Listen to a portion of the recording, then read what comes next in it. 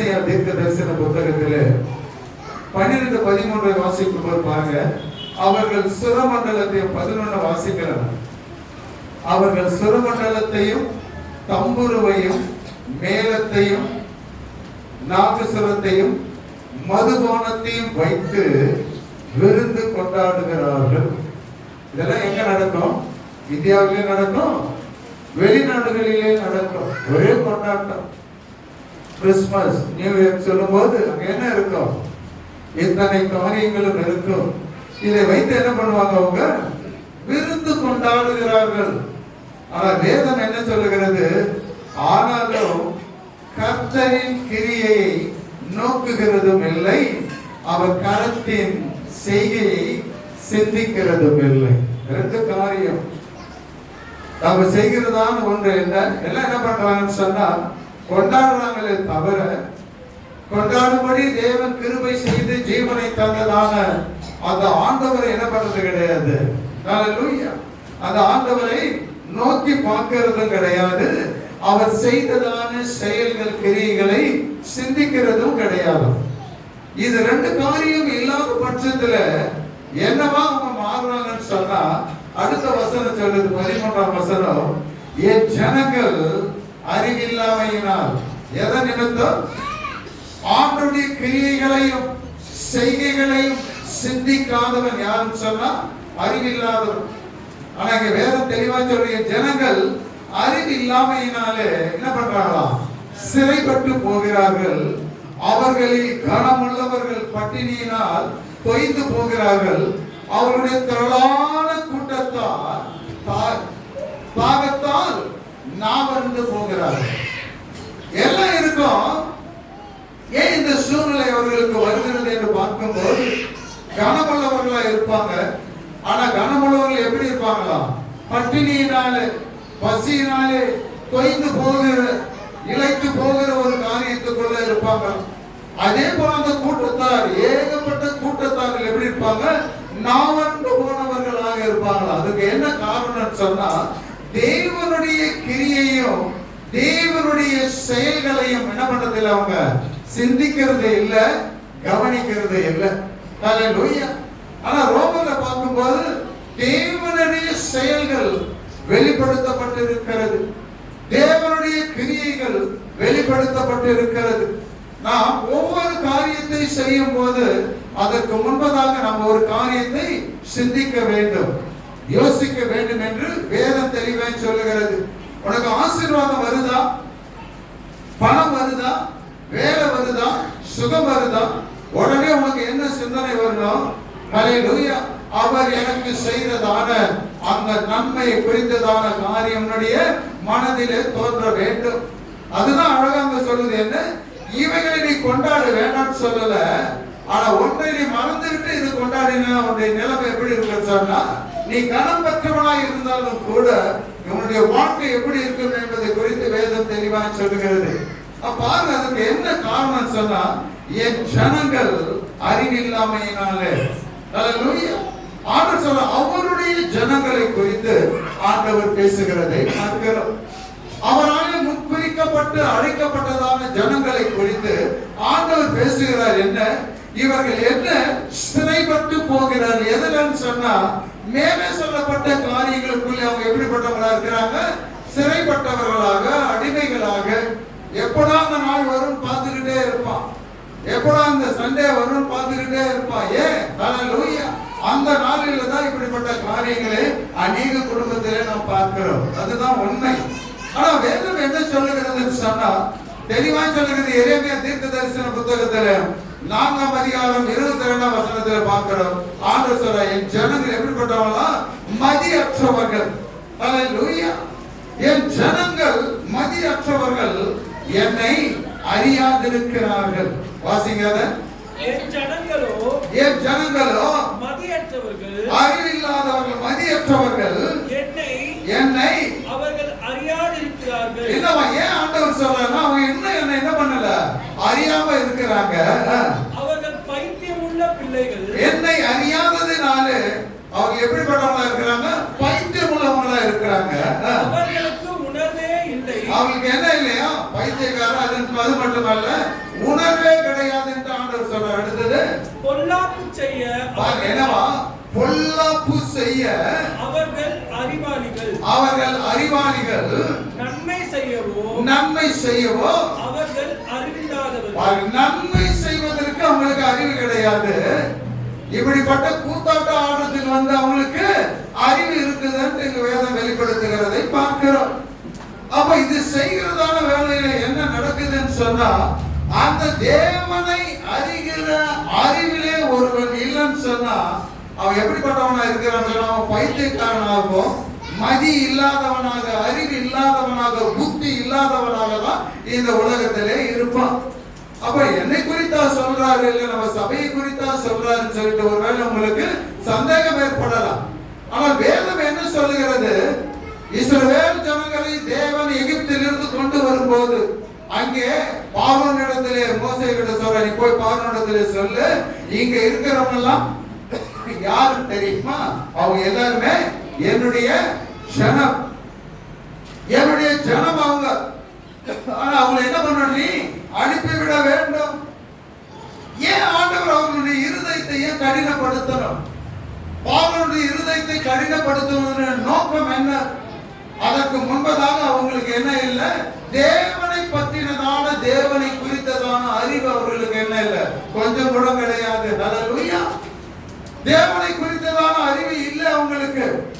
அதற்கு முன்னாக இருந்ததான ஹல்லேலூயா யோசேப்புக்கு இருந்தது. எல்லா சூழ்நிலையிலும் தேவனுக்கு பயந்து அவன் சாட்சியா இருந்தபடியினாலே அந்த தேசத்துக்கு, எகிப்து தேசத்திற்கு அவனை தேவன் என்ன பண்ணாரு? அதிபதியாக அவனை வைத்து சகல அதிகாரங்களையும் அவனுக்கு கொடுக்கிறதை பார்க்கிறோம்.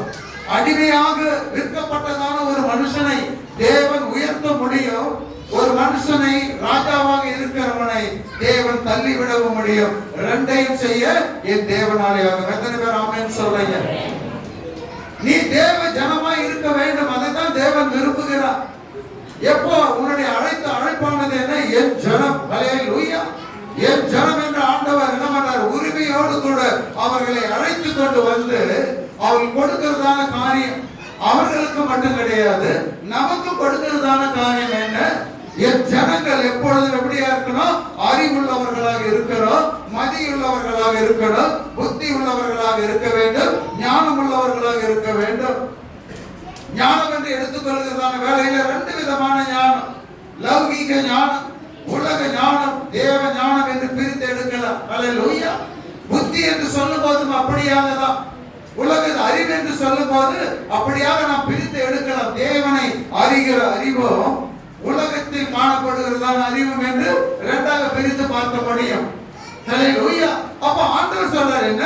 தேவனை அறிகிற அறிவு நம்ம ஒவ்வொருவருக்கும் என்ன பண்ணணும்? இருக்கணும். எத்தனை பேர் ஆமென் சொல்றீங்க? அப்ப தேவனை அறிகிற அறிவுனா என்ன? நான் தேவனை அறிந்திருக்கிறேன் என்று சொல்லும் போது என் மனைவி வந்து சாட்சி சொன்னாங்க. எனக்கு என்ன பயம் சொன்னா, ஹல்லேலூயா, மற்றவர்கள் தூஷிக்க கூடாது. ஜெபிக்கும் போது கேட்டவர்கள் அவர்களுடைய மனதில தீய எண்ணங்கள் வரக்கூடாது. ஜெபிச்ச என்ன? சனிக்கிழமை ஜெபிச்சோம், ஹல்லேலூயா, வெள்ளிக்கிழமை வாரத்தோடு கூட ஜெபிச்சோம். ஆனா சொன்ன, இன்றைக்கே ஆண்டவரே நீ அந்த சகோதரியை தொடணும், இன்றைக்கே வழி வரணும்னு சொல்லிட்டு என்ன பண்ண, இங்க ஜெபம் பண்ணிட்டு தான் போனேன். ஆனா வழி வந்த மாதிரி இல்ல. ஆனா வேற ஒரு சிம்டம் சொல்லும் போது எனக்கு ஆண்டவருக்கு நான் நன்றி சொன்னேன். ஹல்லேலூயா. அது மட்டும் கிடையாது, உனக்கு சுக பிரசவம் தான் ஆகும்னு சொல்லிட்டு அதுக்கு முன்பதாக வயிற்றுல கை வைத்து நாங்க ரெண்டு பேரும் என்ன பண்ணோம்? ஜெபம் பண்ணோம். அப்ப மருத்துவர்கள் சொல்லுகிறதான வேலையில, மருத்துவர்கள் சொன்னதான அறிக்கை என்று சொல்லும் போது, அவர்கள் சொன்னதான அனுபவத்தின் மூலமாக சொன்னதான காரியங்களை வைத்து பார்க்கும் போது என்னடா நம்ம ஜெபம் பண்ணா எப்படி சுக பிரசவத்தை ஆண்டவர்களுக்கு கொடுக்க போகிறார். அதுக்காக தான் ஜெபம் பண்ணோம். ஏற்ற வேளையிலே சகாயம் பண்ணுகிற தேவன் எபிரேய ஸ்திரீகளுக்கு என்ன பலனை கொடுத்தாரோ அதே பலனை இந்த சகோதரிக்கு கொடுக்கிறோம்னு சொல்லிட்டு ஜெபித்து அனுப்பினதான அந்த வேலையில ஹல்லேலூயா. ஆபரேஷன் சொல்லும்போது எனக்கு கொஞ்சம் அப்படியே மனசு வேதனையா இருந்தது. 12 மணி வரையும் தூக்கமே இல்லை. ஏதாவது போன் வந்ததுன்னா உடனே கேட்பேன், என்ன ஒரு நற்செய்தியை எதிர்பார்த்து காத்துக்கிட்டு இருந்த. ஆனா வந்ததான செய்தி என்ன? மனதை ஒடுக்குகிறதான நோக்குகிறதான செய்தி வந்தது. இப்படியா இருக்குதா அப்படின்னு சொல்லிட்டு. ஹல்லேலூயா. ஆனாலும் கூட ஜெபம் பண்ணிட்டு தான் இருந்தோம். அவங்க ஒரு பக்கம் ஜெபம் பண்ணிட்டு இருந்தா, உட்காந்து நான் படுத்துக்கிட்டே ஸ்தோத்திரம் பண்ணிட்டு இருந்தேன். என்ன ஆண்டவரே, நான் கேள்வி எல்லாம் கேட்கல. என் தேவனாலே கூடாதது என்ன இல்லை, ஒன்றும் கிடையாது, எல்லாமே தேவனாலே ஆகும். எது முடியாதுன்னு அனுப்புனாங்களோ சொன்னாங்களோ, ஆண்டவர் கிருபையாய் இறங்கி ஹல்லேலூயா ஆண்டவர் சொல்ல, என் தேவன் தான் உனக்கு ஹல்லேலூயா பிரசவம் பார்க்கிற தேவன் அவர். ஹல்லேலூயா கைவிட மாட்டார் சொன்ன. அதே போல சுக பிரசவத்தை தான் எதிர்பார்த்தேன். ஆபரேஷன் பண்ணி எடுக்கிறதான காரியம் அல்ல. அந்த சகோதரிக்கு சுக பிரசவம் நடக்க வேண்டாம். நினைக்கும் போது பார்த்தா, அவருடைய தோற்றத்தை பார்க்கும் போது எப்படிடா சுக பிரசவம் நடக்குமா? ஆனா தேவனாலே கூடாத காரியம் ஒன்றுமில்லை. பாருங்க, ஏன்னா தேவனை நான் அறிந்திருக்கிறேன். அறிந்திருக்கிறபடியினாலே ஆண்டவர் கொடுப்பார் என்கிறதான அந்த நம்பிக்கை விசுவாசம் எனக்குள்ள இருக்குது. ஹல்லேலூயா. அதுதான் தேவனை அறிகிற அறிவு. உனக்கு வருகிறதான இக்கட்டான சூழ்நிலையிலே நீ எனக்கு ஒருவர் இருக்கிறார் என்பதை நீ அறிந்து விசுவாசித்து இருக்கிறபடியினாலே அதை குறித்து நீ என்ன பண்ண மாட்ட, கவலைப்பட மாட்ட. அப்ப உங்களையும் என்னையும் அழைத்ததான தேவனுடைய வல்லமை எப்படிப்பட்டது, கிரியைகள் எப்படிப்பட்டது என்று பார்க்கும்போது சங்கீதங்களின் புத்தகத்தை வாசிக்கிறோம். 1 - 4 வரையும் வாசித்து பாருங்களேன். 19ஆம் சங்கீதம், சங்கீதம் 19 1 - 4 வரை. வானங்கள் தேவனுடைய மகிமையை வெளிப்படுத்துகிறது. வாங்க, என்னவா அவருடைய கிரியைகள். முதல்ல நம்ம பார்த்தா என்ன சொல்லிட்டு, கர்த்தரின் கிரியைகளை நோக்குகிறதும் இல்லை, அவர் கரத்தின் செய்கையை சிந்திக்கிறதும் இல்லை பார்க்கிறோம். அதனாலதான் என்ன பண்ண மனுஷன் மதியற்றவனாக பைத்தியக்காரனாக மாறும். ஆனா இங்கே சொல்லப்பட்டிருக்கிறது என்ன, அவர் செய்ததான காரியங்களை நீ இப்ப யோசனை பண்ணி பாரு, அதை சிந்தித்து பாரு. வாசிப்பா. வானங்கள் தேவனுடைய மகிமையை வெளிப்படுத்துகிறது. வானங்கள் என்ன பண்ணுதா, தேவனுடைய மகிமையை வெளிப்படுத்துகிறது. ஆகாய விரிவு, ஆகாய விரிவானது அவருடைய கரங்களின் கிரியையை அறிவிக்கிறது. ஆகாய விரிவு நம்முடைய தேவனாகிய கர்த்தருடைய கரத்தின் கிரியைகளை, வேலையை அது வெளிப்படுத்துகிறது. பகலுக்கு பகல், பகலுக்கு பகல், பகலுக்கு பகல் வார்த்தைகளை பொழிகிறது. என்னவா, பகலுக்கு பகல் என்ன பண்ணுதா, வார்த்தைகளை பொழிகிறது. இரவுக்கு இரவு, இரவுக்கு இரவு அறிவை தெரிவிக்கிறது. அறிவை தெரிவிக்கிறது. அவைகளுக்கு பேச்சும் இல்லை, அவளுக்கு என்ன இல்லை, வார்த்தையும் இல்லை, அவைகளில் சத்தம் கேட்கப்படுவதும் இல்லை. என்னவா, எதுவுமே கேட்கப்படாத ஒன்று தேவனுடைய கிரியைகள். அது என்ன பண்ணிட்டு இருக்கு, ஆண்டவரை மகிமைப்படுத்திக்கிட்டு இருக்குது. ஹல்லேலூயா. அதனாலதான் வசனம் சொல்லுது, ஏசாயா தீர்க்கதரிசியில சொல்றா, கர்த்தரின் கிரியைகளை என்ன பண்ணணும், நோக்கி பார்க்கும் போது ஹல்லேலூயா மற்ற காரியங்களுக்குள்ளே நீ சிறைப்பட்டு போக மாட்ட. தேவனை அறிகிற அறிவு எப்படி வரும், அவன் நமக்கு செய்ததான, நமக்கு முற்பிதாக்களுக்கு செய்ததான காரியத்தை நீ அறிந்து நம்புகிறதான வேளையில உனக்கு வருகிறதான காரியத்தை நீ சிந்தித்து பார்க்க முடியும். ஹல்லேலூயா. அதுதான் வேதம் தெளிவாய் சொல்லுகிறது. இன்னொரு காரியத்தை கூட பார்க்கும் போது வேதம் பாருங்க, எரேமியா தீர்க்கதரிசன புத்தகத்துல 2ஆம் அதிகாரம் 5ஆம் வசனம் எடுத்த மட்டும் வாசிங்க. எரேமியா தீர்க்கதரிசன புத்தகம். கர்த்தர் சொல்லுகிறது என்னவென்றால், எங்களை எகிப்து தேசத்திலிருந்து வரப்பண்ணினவரோ, என்னவா, எங்களை எகிப்து தேசத்தில் இருந்து வரப்பண்ணினவரோ, அவாந்தர வெளியில பள்ளங்களுள்ள தேசம் எப்படி கொண்டு வந்தாரா? அவங்க எங்க இருந்தாங்க, எகிப்தில இருந்தாங்க. ஆனா அவர்களை வழி நடத்தி அழைத்து கொண்டு வந்ததான அந்த தேசத்துக்கு கொண்டு போகும்போது அந்த வழி எப்படி இருந்தது தெரியுமா? வாசிமா. கர்த்தர் சொல்லுகிறது என்னவென்றால், கர்த்தர் சொல்லுகிறது என்னவென்றால், எங்களை எகிப்து தேசத்திலிருந்து வரப்பண்ணினவரோ, அவாந்தர வெளியில பள்ளங்களுள்ள தேசம், எப்படியா, பள்ளங்களும் உள்ள தேசத்தின் வழியாக வறட்சியோ, மரண இருளுமுள்ள என்னவா, தேசம், வறட்சி, மரண இருளுமுள்ள தேசம், மரண இருளுமுள்ள தேசம், ஒருவனும் கடவாமலோ, ஒருவரும் கடக்க முடியாத, ஒரு மனுஷனும் குடியிராமலும், ஒரு மனுஷன் மனுஷனும் குடியிராத தேசமுமான வனாந்திரத்தில் எங்களை நடத்தி போதும். ஹல்லேலூயா. என்னவா, ஒரு மனுஷனும் கடக்க முடியாது, ஒரு மனுஷனும் குடியிருக்க முடியாது, மேடு பள்ளங்கள் உள்ள தேசம். ஹல்லேலூயா. மரண இருள் சூழ்ந்ததான ஒரு தேசத்தின் வழியாக நடத்தி கொண்டு வந்ததான என் தேவன் என்று வேதத்தில் சொல்லுகிறது. எத்தனை பேர் ஆமென் சொல்லுங்க? இது நம்மால முடியறதான காரியமா இது? ஹல்லேலூயா. இல்ல, அவருடைய கிரியைகளையும் தேவனுடைய செய்கைகளையும் நாம் நினைவு கூற வேண்டும் என்று வேதம் சொல்லுகிறது. அப்படி நினைவு கூறுகிறதான வேளையில மற்ற காரியத்துக்குள்ள நீ என்ன பண்ண மாட்ட? சிறைப்பட்டு நீ போக மாட்ட. ஹல்லேலூயா.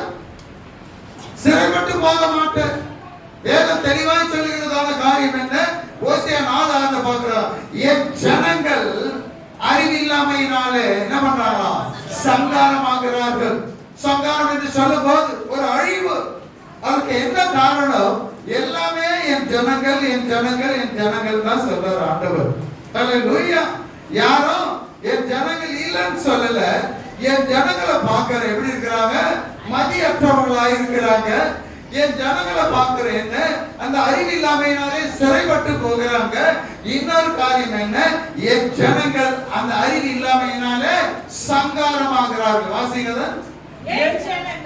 என் ஜனங்கள் அறிவு இல்லாமையினால் அழிகிறார்கள், சங்காரமாகிறார்கள். ஆண்டவர் சொன்னார், நீ அறிவை வெறுத்தாய், ஆகையால்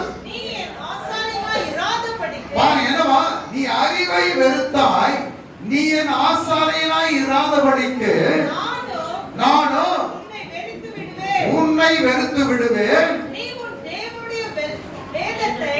நீ உன் தேவனுடைய வேதத்தை மறந்தாய், ஆகையால் நானும் பாருங்க என்ன, உன் பிள்ளைகளை நான் என்ன பண்ணிடுவேன்? மறந்து விடுவேன். தலைமுறை தலைமுறை தோறும் வாக்கு தத்தங்கள் நிறைவேறும் என்று சொன்னதான ஆண்டவர். தேவனை அறிகிற அறிவு ஒரு மனுஷனிடத்தில் இல்லாத பட்சத்தில் இங்க நடக்கக்கூடிய காரியம் என்ன? அப்ப அந்த அறிவு எதன் மூலமாக வருகிறது என்று பார்த்தால் வேதத்தின் மூலமாக தான். எத்தனை பேர் ஆமென் சொல்றீங்க? ஒரு மனுஷன் மூலமாக அல்ல. தேவனை அறிகிற அறிவு தேவனாலே கொடுக்கப்பட்டதான இந்த வேத வாக்கியங்களில் இருந்து நமக்கு வருகிறது என்பதுதான் உண்மை. ஹல்லேலூயா. அப்படிப்பட்ட இடத்திலிருந்து வருகிறதான அந்த வேதத்தை ஒருவன் மறக்கிறதான வேளையிலே, ஹல்லேலூயா, அந்த வேதத்தின்படி செயல்படாததான வேளையிலே ஆண்டவர் சொன்ன ஆசாரியனை அவனை தள்ளிடுவேன், உன்னை மறந்துடுவேன். ஹல்லேலூயா. வேதத்தை மறக்கிற எந்த பிள்ளையானாலும் சரி, யாரா இருந்தாலும் சரி, நான் அவர்களை என்ன செய்வேன்? மறந்து விடுவேன். ஹல்லேலூயா. அப்ப தேவனை அறிகிற அறிவு இருந்ததுன்னா நீ என்ன பண்ண மாட்ட? வேதத்தை நீ மறக்க மாட்ட. எத்தனை பேர் ஆமென் சொல்லுவீங்க? தேவனுடைய வார்த்தை மேல உனக்கு நம்பிக்கை இருக்கும். ஹல்லேலூயா. தேவனை அறிகிற அறிவு என்ன? ஏதோ வந்து பைபிள் எடுத்துட்டு வந்து உட்கார்ந்துட்டு போறது கிடையாது. ஹல்லேலூயா.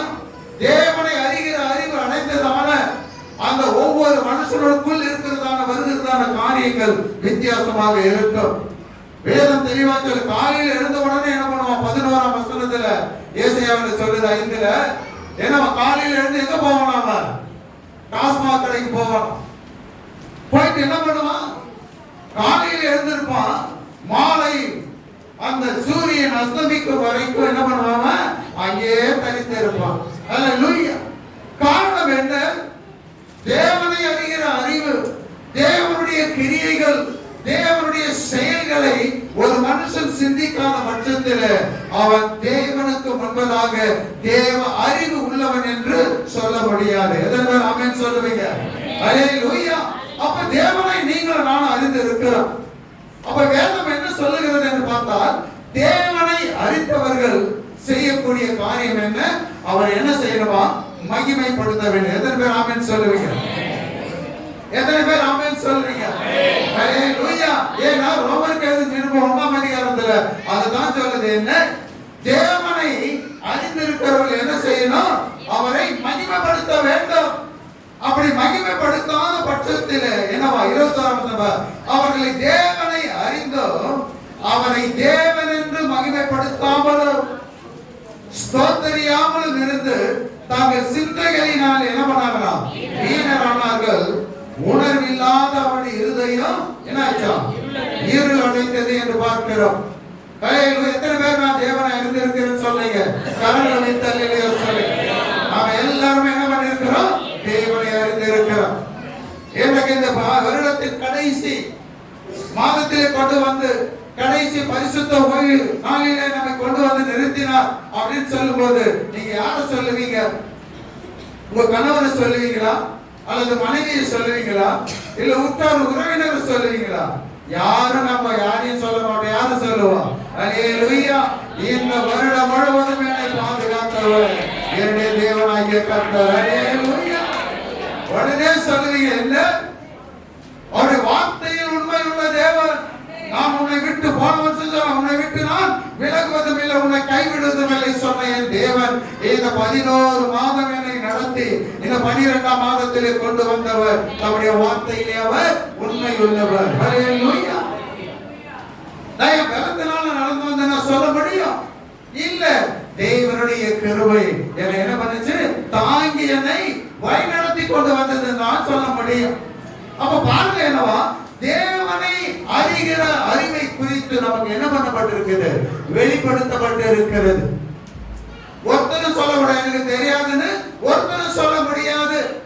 அதே ஒன்று அதான் ரோமர்ல பார்க்கிற 1ஆம் அதிகாரம் 19 தேவனை குறித்து அறியப்படுவது அவர்களுக்குள்ளே வெளிப்படுத்தப்பட்டிருக்கிறது. தேவனே அதை அவர்களுக்கு என்ன பண்ணாராம்? வெளிப்படுத்தினார். ஹல்லேலூயா. ஆமென் சொல்லுங்க. ஹல்லேலூயா. தேவனை அறிகிற அறிவை தேவன் தம்முடைய வேதத்தின் மூலமாக, வார்த்தையின் மூலமாக, தம்முடைய கிரியைகளின் மூலமாக என்ன பண்ணிருக்கிறார்? நாம் தேவன் என்பதை அவர் வெளிப்படுத்தி இருக்கிறார். ஹல்லேலூயா. அதுக்கு முன்னே இஸ்ரவேல் ஜனங்களுக்கு தெரியாது, தேவனுடைய வல்லமை தெரியாது, தேவனுடைய கிரியைகள் தெரியாது, செயல்பாடுகள் தெரியாது. ஹல்லேலூயா. அப்படிப்பட்ட ஜனங்களை அழைத்ததான வேளையில அழைத்த மாத்திரமல்ல, அவர்கள் புறப்படுவதற்கு முன்பதாகவே தேவன் தம்முடைய கிரியைகளை செய்ய ஆரம்பித்தார். சொல்லுவேன் பார்த்தோம் என்ன? அந்த வனாந்தரமாய் வழி நடத்தி கொண்டு வந்ததான தேசம் எப்படியா? பள்ளம் இருக்கும், மேடு இருக்கும். ஹல்லேலூயா. பள்ளமும் மேடும், வனாந்தரம், காரிருள், மரண இருள். ஹல்லேலூயா. வறட்சி, வனாந்தரமான இடம். அந்த இடத்துல யாரும் கடந்து போகவும் முடியாது, குடியிருக்கவும் முடியாது. இத்தனை லட்ச ஜனங்களை அந்த வனாந்தர வழியாக ஆண்டவர் கொண்டு வந்து குடி இல்லாத இடத்திலே அவர்களை கூடாரம் போட வைத்து தேவன் தம்முடைய மகத்துவத்தையும் வல்லமையையும் கிரியையும் அவர்கள் மத்தியிலே நடப்பித்தார். ஆமென் சொல்லுங்க. இவைகள் ஏன் இப்படியாக எழுதப்பட்டிருக்கிறது? அது உங்களுக்கும் எனக்கும் தேவனாலே கொடுக்கப்பட்ட ஒன்று. ஹல்லேலூயா. தேவனால என்ன பண்ண முடியும்? எல்லா சூழ்நிலையிலும் என்னை நடத்த முடியும். ஹல்லேலூயா.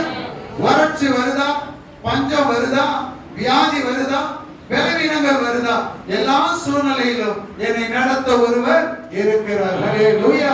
அவர் வாக்கு பண்ணி இருக்கிறார். ஹல்லேலூயா. அவர்களை கொண்டு வந்ததான வேளையில மோசேயிடம் சொன்ன சொல் அவரிடத்துல என்ன? எகிப்திலே இருந்ததான வியாதி ஒன்று உங்களுக்கு திரும்பவும் என்ன பண்ண வந்தல தொடக்கூட முடியாது. ஹல்லேலூயா. எகிப்தோடு அந்த அடிமை தானே போச்சு. எகிப்திலே இருந்ததான காரியங்கள் எல்லாமே ஒழிந்து போச்சு. இப்போ எப்படியாக ஆண்டவர் நடத்துகிறார் சொன்னா புது வழியில. ஹல்லேலூயா. ஆண்டவர் எப்படிப்பட்டதான ஒரு சூழ்நிலையை அவர்கள் கொண்டு வந்து அங்க அனுபவிக்க முடியாத சூழ்நிலையை அவங்க எங்க அனுபவிக்கிறாங்க? வனாந்தரத்தில் அனுபவிக்கிறாங்க. எத்தனை பேர் ஆமென் சொல்லுவீங்க? வனாந்தரத்தில் நடந்து போக முடியும்? நல்லா நடந்து போக முடியுமா? நல்ல வெயில் அடிக்கும், போய் ஒதுங்க கூட இடம் இருக்கா? இருக்கிற வனாந்தரத்தில் ஒரு நிழல் இருக்குதுன்னு சொல்லி அங்க போய் ஒதுங்க போனீங்கன்னா அங்க என்ன இருக்கும்? மிருகம் இருக்கும், பாம்பு இருக்கும். ஆனா என்ன ஆச்சு? அதே வனாந்தர வழியில இரவிலே நடந்து வராங்க. ஹல்லேலூயா. அந்த இரவுல எப்படி இருந்தது? வெளிச்சம். வனாந்தரம் என்று சொல்லும் போது இரவில் அதிக குளிரா இருக்கு. பாத்தீங்களா? அதிக குளிர் இருக்கும். ஆனா ஆண்டவர் எப்படி வந்தார்?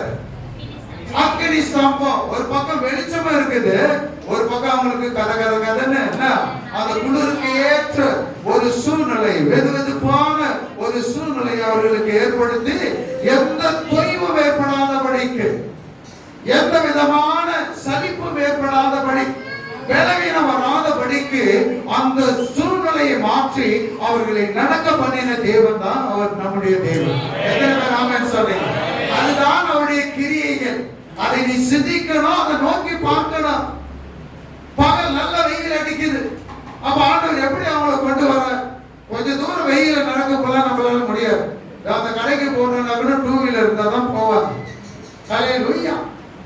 டூ வீலர் இருந்தா தான் போவாங்க, சைக்கிள் இருந்தா தான் போவாங்க, கொடை இருந்தா தான் போவாங்க. ஆனா அந்த வனாந்தர பள்ள மேடம் மரண இருள் நிறைந்ததான, வறட்சி நிறைந்ததான வனாந்தரத்துல யாரும் கொடை எடுத்துக்கிட்டு வரல, முக்காடு போட்டுக்கிட்டு போகல. ஹல்லேலூயா. குளிர்ந்து சொட்டர் போட்டுக்கிட்டு போகல. நைட்ல எப்படி நடந்தானோ பகல்ல அப்படிதான் நடக்கிறான். ஏன் சொன்னா வெயில் அடிக்குது. ஆனா ஆண்டவர் அவருக்கு எப்படி இருந்தாரா? மேக ஸ்தம்பமாக அந்த கூட்டம் முழுவதையும் தன்னுடைய ஹல்லேலூயா கோழி தன் சொற்களுக்குள்ளே மறைத்து கொண்டு போகிறது போல அவர்கள் அந்த நிழலுக்குள்ளாகவே அவர்களை ஹல்லேலூயா வெயிலே பார்க்கல. அவன் சூரியனை பார்க்க முடியாது. காரணம் என்ன? அவங்களை சுற்றிலும் மேக ஸ்தம்பம். சூரியனை அவன் பார்க்கல, சந்திரனை அவன் பார்க்கல. எப்ப பார்க்கறான்? கானான் தேசத்துக்கு கிட்ட போகும்போதுதான் ஆண்டவர் என்ன பண்றார்? மன்னாவை நிறுத்துறார். ஹல்லேலூயா. மேக ஸ்தம்பம் போயிடுச்சு, அக்கினி ஸ்தம்பம் போயிடுச்சு. இனி நீதான் பிரயாசப்பட்டு என்ன பண்ணணும்? உள்ளே போகணும். ஹல்லேலூயா. இந்த காரியங்கள் எதற்கு?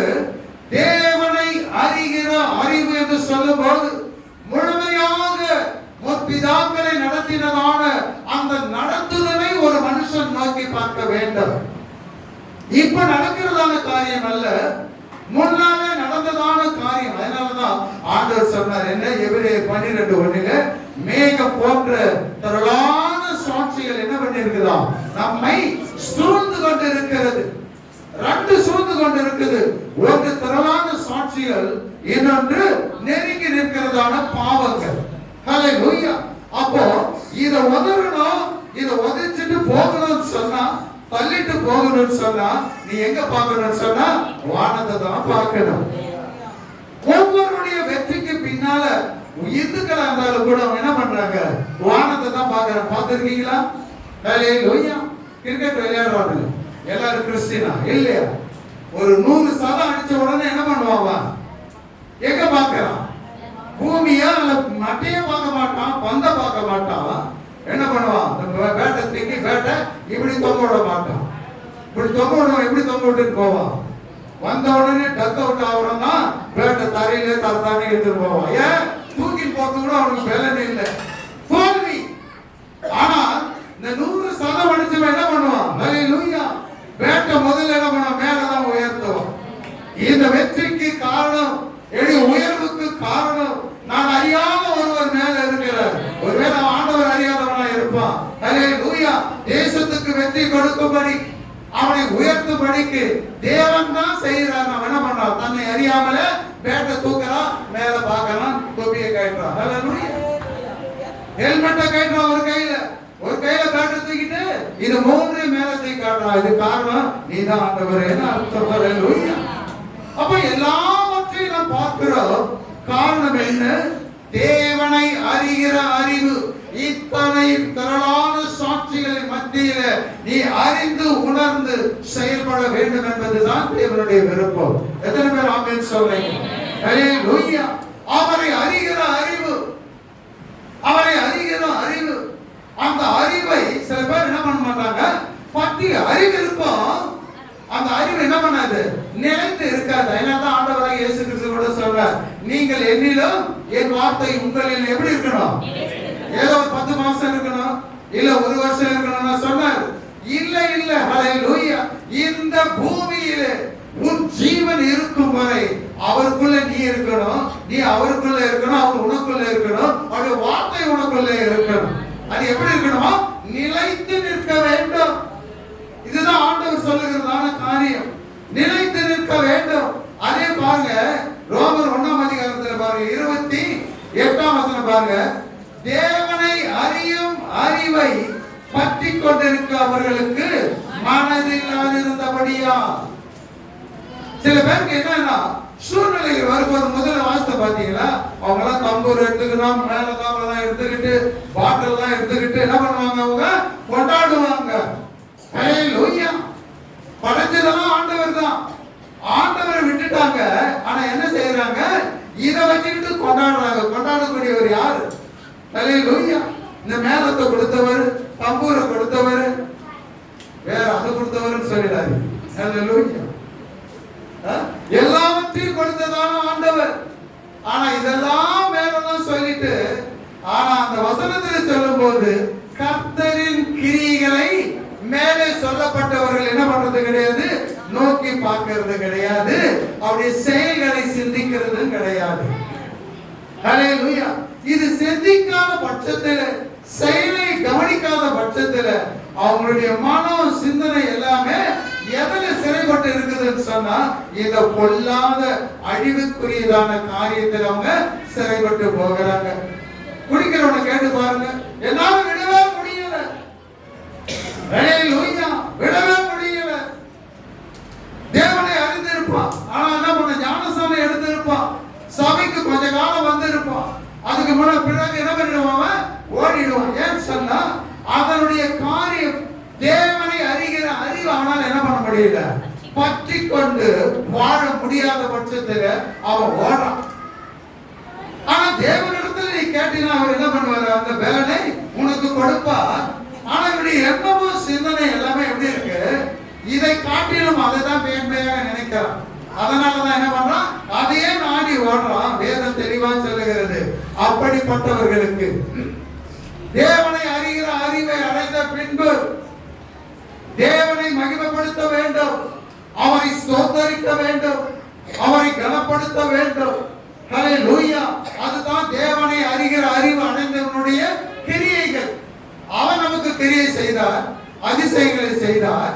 ஆனால் அதன் பின்பு நீ அவரை அறிந்த பின்பு நீ என்ன செய்யணும்னா, இப்படிப்பட்ட கிரியைகளுக்கு நீ விலகி உன்னை காத்துக்கொண்டு தேவனுக்கு மகிமையான வாழ்க்கையை வாழ வேண்டும். எத்தனை பேர் ஆமென் சொல்றீங்க? ஹல்லேலூயா. அதனாலதான் பாருங்க என்ன அழகா சொல்லுது, தேவனை அறியும் அறிவை பற்றி கொண்டிருக்க அவர்களுக்கு மனதில்லாது இருந்தபடியால் தகாதவைகளை செய்யும்படி தேவன் அவர்களை கேடான சிந்தைக்கு என்ன பண்ணாராம், ஒப்பு கொடுத்தார். குடிக்கிறவங்களாம் கவனிச்சுங்க, பொல்லாத காரியத்தை செய்யறவங்களாம் கவனிச்சுங்க. தேவனை அறிந்த பின்பு அதை பற்றி கொண்டு தேவனை மேலே இருக்கிறதான நம்பிக்கை விசுவாசத்தை தேவனுடைய வார்த்தையை பற்றி கொண்டிருக்க உனக்கு மனது இல்லாமல் போகுமே. ஆனால் ஆண்டவர் கொஞ்ச காலம் புத்தி சொல்லிக்கிட்டே இருப்பார். வேதம் தெளிவாய் சொல்லுகிறது, அடிக்கடி கடிந்து கொள்ளப்பட்டு தன் பிடரியை கடினப்படுத்துகிறவன் சடுதியிலே சகாயமின்றி நாசமடைவான். ஹல்லேலூயா. தேவனுடைய வார்த்தை சும்மா ஒண்ணும் கிடையாது. தேவனுடைய வார்த்தைக்கு வல்லமை இல்லைன்னு நினைக்காத, ஒவ்வொரு வார்த்தைக்கும் வல்லமை உண்டு. நாசமடைவான்னா நாசமடை, அதுக்கு வல்லமை உண்டு அந்த வார்த்தைக்கு. தேவன் அதற்காக உங்களை என்னையும் அழைக்கல, தேவனை அறிகிற அறிவிலே நீங்களும் நானும் நாளுக்கு நாள் என்ன ஆகணும், வளர்ந்து கொண்டே இருக்க வேண்டும். எத்தனை பேர் ஆமென் சொல்றீங்க? ஹல்லேலூயா. சில பேர் என்ன பண்றாங்களா, அதை பற்றி கொண்டிருக்க மனது இல்லாத இருந்தபடியினால கேடான சிந்தைக்கு ஒப்பு கொடுக்கிறார். அந்த கேடான சிந்தை என்ன, அது பாருங்க 29 32 வரை சொல்லப்பட்டு இருக்கிறது. அவர் ஒப்பு கொடுத்தாக்கா அதனுடைய காரியம் என்ன, இப்படிப்பட்டவைகள் செய்கிறவர்கள் என்னவா, மரணத்திற்கு பாத்திரராய் இருக்கிறார்கள் என்று வேதம் சொல்லுகிறது. ஆமென் சொல்லுங்க. ஹல்லேலூயா. பயமா இல்ல, ஆண்டவர் சொல்றார், நீ எதை கேட்டாலும் நான் என்ன பண்ணுவேன், உனக்கு நான் செய்வேன். உன்னால முடியாத காரியம், உன்னால மேற்கொள்ள முடியாத காரியம், உன்னால விடுதலை பெற்றுக்கொள்ள முடியாத காரியங்கள் உனக்கு இருக்குமா, ஆண்டவரை நோக்கி நீ பாரு. ஹல்லேலூயா. தரவான சாட்சிகளை நீ கவனிச்சு பாரு, தேவனுடைய கிரியைகளை நீ கவனி. உன் குடும்பத்தால உன்னால முடியலையா, ஆண்டவரே எங்களால முடியாது, இது யாராலையும் முடியாது அப்படின்னு ஒரு தீர்மானம் எடுப்ப. ஆனா தேவனுடைய வார்த்தையை நீ கவனிக்கும் போது, எரேமியா தீர்க்கதரிசன புத்தகத்திலே சொன்ன மாதிரி அவர் எகிப்திலிருந்து அழைத்ததான ஜனங்களை அவர் ஒரு மனுஷனும் கடக்க முடியாத வாழ முடியாத அந்த தேசத்தின் வழியாக கடந்து போக பண்ணினவர் இருக்கிறார் என்பதை நீ அறிகிற அறிவு உடைய இருதயத்திலே காணப்பட வேண்டும். எத்தனை பேர் ஆமென் சொல்றீங்க? அப்ப மற்ற காரியங்கள் எல்லாமே உனக்கு எப்படி இருக்கும்? சாதாரணமா தான் இருக்கும். இவ்வளவு பெரிய காரியத்தை செய்தார். ஏதோ ஒரு குடும்பத்தை 10 பேரை கூப்பிட்டு போற ஆண்டவர். புருஷர்கள் எத்தனை பேரா? 6 லட்சம் பேர். அவ்வளவு பேர் என்ன பண்ணார் ஆண்டவர்? வனாந்தர வழியா போன ஒரு தேர் கடிக்கல, ஒரு பாம்பு கடிக்கல. ஹல்லேலூயா. எந்த விதமான சேதமும் ஏற்படாதபடி தேவன் கொண்டு போனார். ஆனால் இதுதான் தேவனை அறிகிற அறிவு. தேவன் ஜனங்களுக்கு செய்ததான காரியம். ஏன் இவ்வளவு தேவன் கரிசனையோடு கூட இருக்கிறார் தெரியுமா உங்களுக்கு? ஆண்டவர் சொல்ற, நீ தீமை செய்தாலும் ஆண்டவர் அவங்க ஏன் ஜனம்னு சொல்றார். நீ சாலை கடைக்கு போனாலும் அவன் என் ஜனம். என்ன அறிந்திருக்கிறவன் எல்லாமே என் ஜனம்.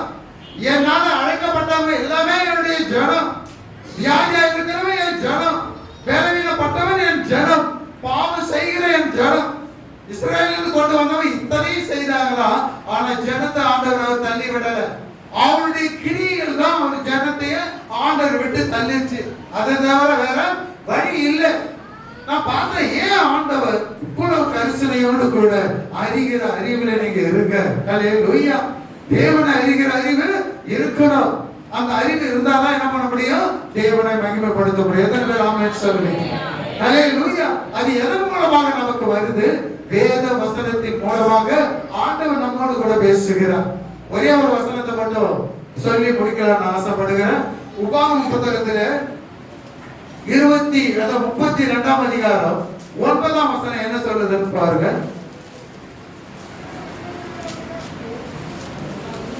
உபாகமம் 32ஆம் அதிகாரம் 9ஆம் வசனம். கர்த்தருடைய ஜனமே, பாருங்க, என்ன நல்லா கவனிங்க, தூங்காதீங்க. ஹல்லேலூயா. கர்த்தருடைய ஜனமே, அவருடைய பங்கு யாக்கோபு அவருடைய சுதந்திர வீதம். போதும். ஹல்லேலூயா. நாமெல்லாம் யாரா? கர்த்தருடைய பங்கு, ஜனம். கர்த்தருடைய ஜனங்கள் எல்லாருமே இந்த பூமியிலே ஆண்டவராகிய தேவனுக்கு நாம எல்லாரும் ஒரு பங்கு. ஆமென் சொல்லுங்க. ஹல்லேலூயா. எகிப்திலிருந்து புறப்பட்டு வந்ததான அந்த 12 கோத்திரத்தை ஆண்டவர் பிரித்து எடுத்து 11 கோத்திரத்தை பிரித்து ஒரு கோத்திரத்தை தனக்காக அவர் என்ன பண்ணாராம்? தெரிந்து கொண்டாராம். அதுதான் அவருடைய பங்கு. ஜனங்களுக்கு அவர் பங்கு. எத்தனை பேர் ஆமென் சொல்றீங்க? உலகத்தில் இந்த 11 கோத்திரத்துக்கு ஜனங்களுக்கு பங்கு உண்டு. ஆனா அந்த லேவி கோத்திரத்தை ஆண்டவர் சொல்லும் போது என்ன? ஜனங்களுக்கு, இந்த ஜனங்களுக்கு நான் அவருடைய பங்கு. ஹல்லேலூயா. ஹல்லேலூயா. ஆனா இப்ப தலைகீழா மாறி போச்சு. என்ன? ஒரு கோத்திரத்துக்கு தான் ஆண்டவர் பங்கா இருந்தார். ஆனா இப்ப சொல்றாரு என்ன? என் ஜனத்து எல்லாம் என் ஜனம். யாரெல்லாம் என் ஜனத்து ஆண்டவர் உரிமை கொண்டாடுகிறாரோ அத்தனை பேருக்கும் அவர் என்ன பண்றார்? அவர் பங்கா இருக்கிறார். ஆமென் சொல்றீங்க? ஹல்லேலூயா. நம்முடைய பங்கு இந்த உலகத்தில் எப்படிப்பட்டதா இருக்குது? அழியாத ஒரு பங்கு. எத்தனை பேர் ஆமென் சொல்றீங்க? கானான் தேசம் ஒரு பங்கு, அது அழிந்து போகக்கூடிய ஒன்று. உலகத்திலே உனக்கு வருகிற பங்கு எல்லாமே அழிஞ்சிடும். ஆனா ஒரே ஒரு பங்கு என்ன? தேவனால ஹல்லேலூயா நாம் அவருக்கு பங்காக மாறினதான வேளையில, அவர் நமக்கு பங்காக மாறினதான வேளையில இந்த பங்கு ஒருபோதும் அழிந்து போவதில்லை. எதற்காக சொல்றீங்க? நித்தியமாக எனக்கு ஒரு பங்கு இருக்குது. அதனாலதான் ஆண்டவர் சொன்னார் என்ன? அதாவது என்னுடைய சரீரத்தை புசித்து என் ரத்தத்தை பானம் பண்ணுகிறவனுக்கு என்னிடத்தில் என்ன இருக்குது? ஒரு பங்கு. ஹல்லேலூயா. ஆனா தேவன் சொன்னார், என் ஜனங்கள் எல்லாருமே அவர் யாரு? என்னுடைய பங்கு. ஹல்லேலூயா. ஆமென் சொல்லுங்க. எத்தனை சந்தோஷம் பார்த்தீங்களா? நாம எல்லாமே எப்படி வழி தவறி போனவர்கள், அக்கிரமங்களிலும் பாவங்களிலும் மரித்தவர்கள். ஆனால் இன்றைக்கு எப்படிப்பட்டவர்களா இருக்கிறோம்? தேவனுடைய பங்காகவும் தேவனுடைய ஜனமாகவும், ஹல்லேலூயா, தேவனுடைய ராஜ்யத்தை ஆளுகை செய்கிறவர்களாகவும் தேவன் நம்மை மாற்றி இருக்கிறார். ஹல்லேலூயா. எத்தனை சந்தோஷம் பாருங்க. ஹல்லேலூயா. கண்களை மூடி தேவ சமூகத்தை நோக்கி பார்ப்போம். தேவ